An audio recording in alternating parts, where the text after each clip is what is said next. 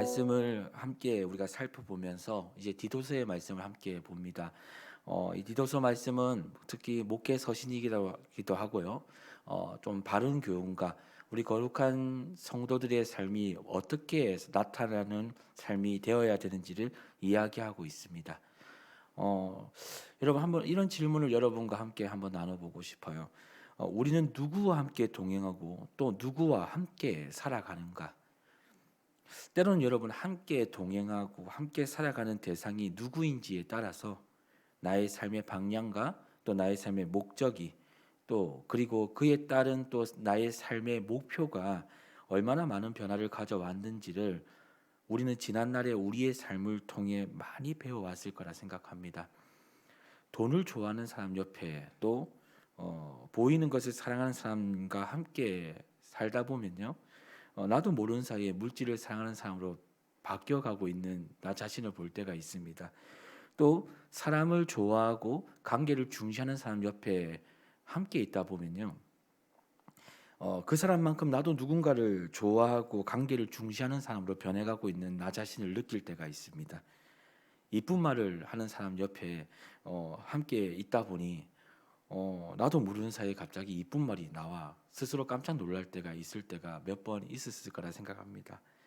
동일하게 나쁜 말이나 욕을 하루도 빠짐없이 하는 사람과 함께 있다 보면 아주 결정적일 때 또 아주 불쾌한 감정이 내 안에서 밀려올 때 나도 모르는 사이에 그 나쁜 말들이 툭 튀어나오게 된다는 사실입니다. 또 믿음이 있는 사람 옆에 함께 있다 보면 나도 모르는 사이에 내 안에 믿음이 막 생겨날 때가 있습니다. 믿음이 없는 사람과 또 함께 있다 보면 나도 모르게 그 믿음이 점점 사라져 가고 있음을 느낄 때가 있다는 것이죠. 이게 참 신기한 것 같습니다. 나는 그저 누군가와 함께 동행하고 함께 사는 것뿐인데 나도 모르는 사이에 그 동행하는 사람의 말투와 어법 또 관심사와 성격이 함께 닮아간다는 거예요. 그만큼 내가 누구와 함께 있는가 또 내가 누구와 함께 동행하는가에 따른 오늘의 이 질문이 사실은 얼마나 중요하고요. 일생일 때에 얼마나 무게 있는 선택인지를 우리는 사실 알아야 합니다. 그 이유가 하나 있습니다. 그 이유가 있다면 그것은 이 세상의 모든 사람 그리고 이 자리에 앉아 있는 우리 모두는요. 사실상 누군가로부터 끊임없이 영향을 받고요. 또 누군가에게 또 영향을 끊임없이 주고 있는 그런 영적인 존재이기 때문에 그렇습니다. 영과 영은 항상 통하게 되어 있거든요. 그래서 우린 영적인 존재이기 때문에 항상 영향을 서로 주고받기 때문입니다. 어제 새벽을 이어 앞으로 살펴볼 이 디도서는 여러분 여전히 우리에게 동일한 질문을 하고 있는 겁니다. 오늘 당신은 누구와 동행하며 누구를 닮아갈 것입니까? 오늘 나는 누구와 동행하며 누구를 닮아갈 것입니까? 사도 바울은 여러분 우리가 성도로서 날마다 하나님과 동행하며 또 그분의 거룩한 삶을 본받아 그 거룩함을 지향하는 삶을 계속해서 살아가기를 원하신다는 거예요. 사도 바울은 디도와 그리스도의 성도들에게 또 어떻게 하면 거룩한 삶을 지향하며 살아갈 수 있는지에 대해서 더 구체적으로 그리고 좀 더 체계적으로 오늘 본문을 통해 우리에게 제시하고 있는 것입니다. 오늘 이 본문을 보면 이제 여러 사람들이 등장을 하는데요. 첫 번째는 이제 나이가 많은 남자는 어떻게 성도로서 살아가야 되는 건가? 그 말씀을 오늘 이렇게 이야기하고 있죠. 자기를 통제하고 절제하고 그리고 믿음과 사랑과 인내를 가져 본을 보이라는 겁니다. 나이가 많은 남자들에게는 먼저 이 어른의 삶, 이 거룩한 삶의 본이 되는 삶으로 살아가라는 것을 오늘 본문에서는 이야기하고 있고요. 또 나이가 많은 여자들에게는 이렇게 이야기하는 거예요. 교회의 연합을 깨뜨리지 않도록 교회와의 연합, 교회와의 관계 그리고 성도와 성도 각각의 성도의 그 교회와 교회 간의 연합이 깨어지지 않도록 어떻게 하라고 합니까? 교회와 성도를 헌담하는 일을 버리라고 합니다. 그리고 술 취함을 멀리하는 거룩한 삶을 살아라고 이야기해요. 되려 그 삶을 살아서 젊은 여자들에게 그것을 가르치고 선한 일을, 선한 삶, 이 거룩한 삶이 무엇인지를 옳게 권면하라고 이야기하고 있습니다. 그래서 젊은 여자에게 이렇게 권면하라고 하는 것이죠. 교회와 신앙이 비방받지 않도록 자신의 남편을 사랑하고 그에게 순종하라고 얘기합니다. 더불어 신중하고 순전하게 가정을 잘 보살피라고 말합니다. 그리고 또 젊은 남자에게는 이렇게 가르치라고 합니다. 방종과 무질서를 경계하고 선한 일에 본을 보이는 삶을 살 수 있도록 가르치라고 얘기하는 거예요. 하나님 말씀 앞에서 단정함과 책망받을 것이 없는 삶을 살아라라고 이렇게 권면하고 있는 겁니다. 아주 함축적인 의미에서는 이들의 이 네 부류의 사람에게 동일하게 적용되는 것이 있다면 언행을 삼가하고 언행에 있어서 거룩한 삶에 또 거룩한 그 향기가 예수님의 향기가 나타나야 된다는 것을 이야기하고 있는 거예요. 마지막으로 종들에게 권면하고 있죠. 이 상전들에게는 어떻게 하라고 합니까? 범사에 순종하고 신실함과 최선을 다하는 삶으로 그들을 기쁘게 하고 거슬리게 하지 말라고 이야기해요. 내가 있는 자리에서 최선을 다하라는 거예요. 주인의 말에 순종하고 주인의 의도에 따라 계속해서 감사함으로 신실하게 나아가라고 이야기합니다. 이것은 이제 성도로서의 삶을 살아가는 종들에게 이야기하는 겁니다. 사도 바울이 여러분 이들에게 이렇게 권면하고 있는 이유가 하나가 있습니다. 그것은 바로 뭐냐면 예수를 믿지 않는 사람, 즉 이 성도의 신중한 삶을 믿지 않는 사람들에게 하나님의 말씀이 비방거리가 되지 않게 하기 위해서다라고 이야기해요. 그러니까 예수를 믿는 사람들 안에서도 아주 중요한 대목이겠지만 사실상 우리 주변에 믿지 않는 사람, 우리 주변에 이 신중한 믿음의 삶을, 이 단정한 믿음의 삶을, 이 거룩한 믿음의 삶을 하나님 우리에게 살기를 원하시고 요청하셨는데 또 그것을 본을 예수님께서 보이셨는데 또 그 예수님을 따라 우리는 살아가는데 그 삶을 살 때 특별히 이 예수를 믿지 않는 사람들로부터 이 거룩하고 이 아주 복된 이 삶이 비방받지 않게 하기 위해서 우리로 하여금 계속해서 이 디도서의 말씀을 통해 가르쳐주고 있고 권면하고 있는 것이죠. 예수를 믿는다 말하면서 여러분 세상의 힘 앞에서 믿음 없는 말을 하고 있진 않는가? 사실상 하지 말라라는 거예요. 예수를 믿는다고 말하지만 세상의 그 무게와 세상의 힘 앞에서 믿음 없는 말을 예수를 믿지 않는 사람 앞에서 하지 말라라는 거예요. 우리의 삶에서 믿음 없는 말을 하지 말라. 또 예수를 믿는다 말하면서 교회와 성도들의 약함을 드러내어 험담하지 말라라는 거예요. 예수를 믿는다 말하면서 육신의 정욕, 안목의 정욕, 이생의 자랑 그 앞에서 언제든지 이 성도의 단정함을 포기하지 말라라는 거예요. 또 예수를 믿는다는 핑계로 이 하나님이 맡기신 교회와 가정을 내팽개친거나 방치하지 말라라는 겁니다. 어떤 면에서 대려 어떻게 하랍니까? 사랑으로 온전히 세워가라는 거예요. 사랑으로 하나님이 우리에게 맡기신 교회와 가정을 사랑으로 온전히 세워가라는 겁니다. 사도 바울은 이 영적 무지의 자리에서 속히 돌아서서 영적인 군사로서 디도 너가 먼저 본을 보이고 그리고 네가 먼저 그 본을 보인 삶을 살아서 주변 사람들에게 권면하라고 이야기합니다. 이것이 바로 사도 바울의 오늘 디도에게 보낸 편지의 목적입니다. 이런 거죠. 디도야, 네가 만약 너 스스로가 경건의 본이 될 때 믿음을 반대하는 자들이 그들이 너를 보고 부끄러워할 것이다. 그리고 너를 통해서 참된 믿음이 무엇인지를 믿는 사람이든 믿지 않는 사람이든 모두가 알게 될 것이다. 그래서 너가 먼저 믿음의 거룩한 삶을 살아내기를 바란다라고 이야기해요. 이렇게 사도 바울은 여러분 디도와 그리고 그레데 성도들 또 오늘 이 자리에 있는 우리 모두에게 사실상 이 본문은 우리에게 모두 함께 권면하고 있는 말씀이라 생각합니다.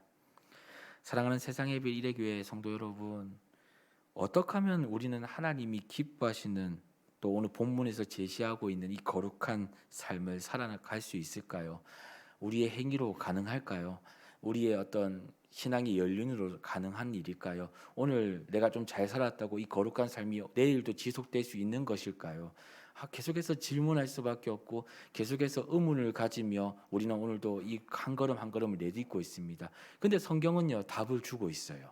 어떻게 하면 거룩한 삶을 살 수 있을까? 어떻게 하면 거룩한 삶을 온전하게 나타내며 살아갈 수 있을까? 또 이 삶으로서 하나님을 기쁘시게 할 수 있을까? 성경은 아주 짧은 구절로 이 답을 이야기하고 있는데 딱 두 가지 방법을 이야기하고 있습니다. 그것이 어디 나와 있냐면 디모데전서 4장 5절에 나와 있어요. 이렇게 얘기하고 있습니다. 하나님의 말씀과 기도로 거룩하여짐이라. 우리의 힘으로는 여러분 절대로 거룩해질 수 없습니다. 여러분과 저의 생질로는 일단 스스로 이 거룩한 삶을 살아낼 수 있는 능력이 나타나지 않는다는 거예요. 하지만 하나님은 우리에게 두 가지 방법을 제시하세요. 첫 번째는 말씀입니다. 하나님의 말씀이 우리를 거룩하게 해요. 오늘도 여러분과 같이 이 자리에서 새벽을 하나님 앞에 깨워 이 시간을 구별을 드리는 이 순간 주의 말씀을 듣고 그 말씀이 내 심령에 와서 오늘 하루의 삶을 주장하기를 원하는 그 심령, 그 마음을 하나님 기뻐하시죠. 그곳에서 나타나는 열매가 나를 거룩하게 하는 거예요. 말씀이 내 안에 임할 때 나의 삶이 말씀이 내 자아와 내 방법을 지배할 때 그리고 내 자아가 그곳에서 죽어질 때 나도 모르는 사이에 주님을 닮아가는 것입니다. 우리 주님은 거룩하시죠. 하나님은 거룩하신 분입니다. 하나님의 속성을 알기 위해서는 이 말씀이 곧 하나님이시죠. 그 말씀이 육신이 된 분이 예수 그리스도입니다. 그분을 닮아갈 수 있는 힘의 비결은 바로 말씀이 내 안에 충만해지는 거예요. 이 말씀이 충만했다는 것은 바로 무엇이냐? 말씀이 나를 지배하는 겁니다. 말씀이 나를 이 하루도 다스리는 거예요. 이 말씀이 나의 삶을 주장하는 겁니다. 그때 나도 모르는 사이에 나는 하나님을 닮아가고 있는 것이죠. 예수님을 닮아가고 있는 겁니다. 그분과 동행한다는 의미는 말씀과 가까이 있는 겁니다. 말씀이 나를 거룩하게 하는 것이죠. 그리고 어떻게 합니까? 동일하게 이 말씀이 내 삶과 내 길의 나침판으로 삼는 겁니다. 이 말씀을요. 오늘도 하루를 어떻게 살까? 말씀을 먼저 내 삶의 하루의 나침판으로 삼는 거죠. 내 삶의 길잡이로 삼는 겁니다. 그럴 때 어떡합니까? 하나님께서 우리의 길을 인도하십니다. 말씀에서 주시는 영적인 양식을 여러분 고루고루 받아 먹어서 그리고 그것을 균형 있게 받아 먹을 때 나타나는 은혜는 바로 무엇이냐? 겸손히 그 말씀에 순종할 수 있는 은혜를 하나님 우리에게 베풀어 주신다는 겁니다. 그래서 말씀은요, 그저 우리는 말씀을 듣고 그저 우리는 말씀을 읽고 보고 또 말씀을 그저 말씀과 가까이 하기를 힘썼을 뿐인데도 불구하고 하나님은 우리의 삶에서 말씀의 능력을 나타내시는 거죠. 그게 바로 무엇이냐면 거룩입니다. 하나님이 여러분을 통해서 보여지는 거예요. 예수님이 여러분과 저를 통해서 보여지는 겁니다. 이게 말씀의 능력입니다. 마지막으로 여러분 그겁니다. 모든 일은 하나님이 하실 것임을 어떡합니까? 우리는 기도하고 맡겨드리는 겁니다. 말씀과 기도가 그래서 같은 박자를 이루어야 되는 것이죠. 말씀만 있고 기도하지 않는다는 것은 내 힘으로 무언가를 하겠다는 겁니다. 이 말씀이 내가 생각하는 그림을 그려 이 말씀이 펼쳐지기를 원한다는 거죠. 아직도 나는 죽지 않는 겁니다. 하지만 기도한다는 것은 무엇이냐? 이 말씀을 의지하는 거예요. 말씀이 내게 필요해서 이 말씀을 가져가는 게 아니라 이제는 기도한다는 것은 하나님께서 주신 이 말씀이 내 삶을 지배하기를 또 내가 이 말씀을 의지합니다라고 겸손히 나아가는 이 자세가 바로 기도이거든요.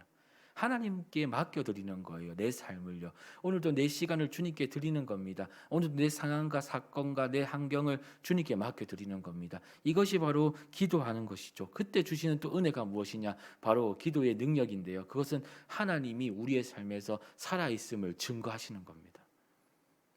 그것 또한도 거룩한 삶에 나타나는 은혜이죠. 하나님의 손을 의지하는 삶이 바로 여러분 거룩한 삶을 향해 나아가는 삶이 아닌가 오늘 본문을 통해서 다시 한번 생각해 봅니다.